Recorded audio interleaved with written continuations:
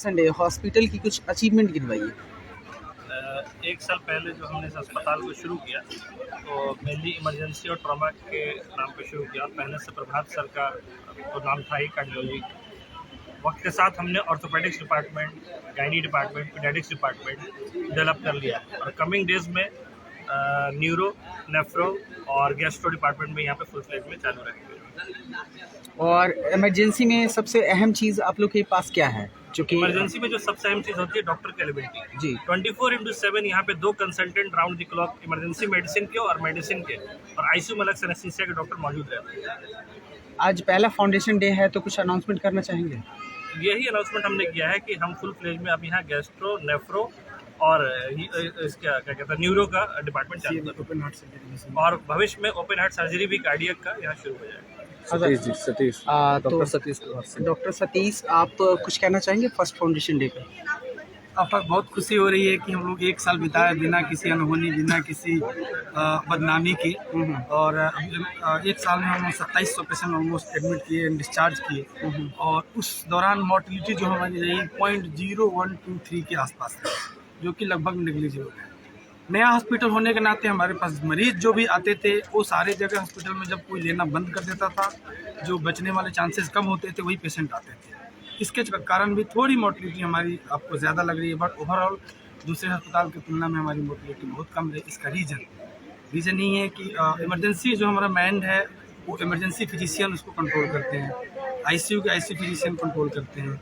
इससे क्या फ़ायदा होता है कि जिस टाइम पे जो चाहिए वो उनको मिलता है, ना कि आज पेशेंट रात में एडमिट हुआ और सुबह में कंसल्टेंट आए राउंड पे, फिर उसका डिसीजन होगा कि इनको क्या करना है नहीं करना। This is our strength and in coming year, next year, our target is to establish a nursing college, paramedical college, and one branch of ours in some different parts of district like Gaya और सिवान और गोपालगंज। जहाँ भी होगा एक हमारा संस्था और आएगा। डॉक्टर सतीश एक अहम सवाल कि आज फाउंडेशन डे है, बहुत सारे पटना में ऐसे इलीगल हॉस्पिटल भी चल रहे हैं, नर्सिंग होम चल रहे हैं, आप लोग कुछ स्टेप ले रहे हैं इसके रिगार्डिंग? बहुत सारे देखिए, हम अथॉरिटी नहीं है जी, हम अपना एक एग्जाम्पल सेट करके दूसरे को सप्रेस कर सकते हैं जो गलत करते हैं। इससे ज़्यादा हमारा एज ए डॉक्टर कुछ कंट्रीब्यूशन नहीं होगा कि उनको सप्रेस करना में। हाँ, गवर्नमेंट ने कुछ अगर हमसे रिपोर्ट मांगे, अगर हमारे पास कुछ अनऑथराइज सर्जरी के केसेस आते हैं जो रेफरल, तो हम उनको प्रोवाइड करेंगे।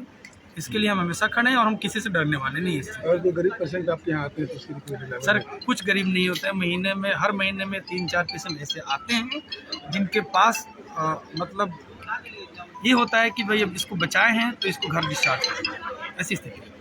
तो आप लोग हेल्प कर देते हैं? एकदम हेल्प करते हैं, ऑलवेज हेल्प करते हैं, करते रहेंगे जी। और ये कौन क्या कहेंगे प्रथम स्थापना दिवस?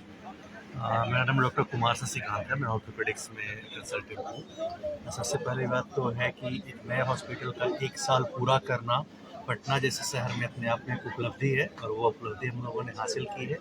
ऑर्थोपेडिक्स डिपार्टमेंट की बात करूँ तो ऑर्थोपेडिक्स डिपार्टमेंट में पिछले 1 सालों में मुझे याद है 89 साल की माता जी हिप रिप्लेसमेंट जिनको कि मना किया जा चुका था कि वो ऑपरेशन नहीं हो सकता है, अभी 1 सप्ताह पहले उनको डिस्चार्ज किया है आराम से अच्छे खासे ढंग से चलते हुए। ऐसे ट्रॉमा के पेशेंट जिनका कंपाउंड फ्रैक्चर था और समय पे पहुंच गए, 4 घंटे के अंदर में उनका ऑपरेशन करके उनको पैर बचाने की बात हो, नी रिप्लेसमेंट की बात हो, हिप रिप्लेसमेंट की बात हो, पॉलीट्रॉमा के सारे केसेस को हम लोग सक्सेसफुली कर रहे हैं।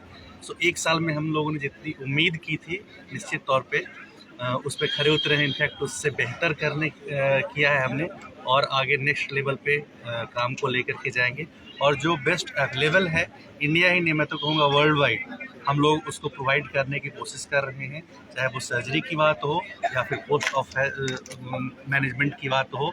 और आगे होम केयर सपोर्ट सिस्टम के बारे में भी हम लोग सोचेंगे कि ऐसे पेशेंट जो कि डेबिलिटेटेड है, बहुत ओल्ड एजेड हैं, हमने सर्जरी तो कर दी बट आगे उनको होम केयर सपोर्ट सिस्टम उसमें हम क्या कर सकते हैं, उस फील्ड में भी हम लोग काम करें। एक रेजोल्यूशन कुछ लिया आज फाउंडेशन डे?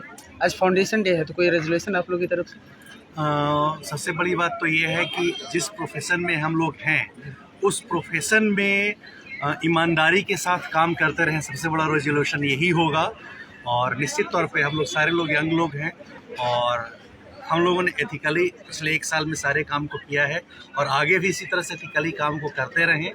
सर्विस प्रोवाइड करते रहें. That is our resolution and we all as a team would like to follow this and definitely we will follow this and we will set new milestones.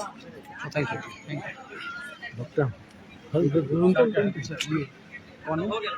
मैं doctor Rakesh DM एक second. हाँ बताइए.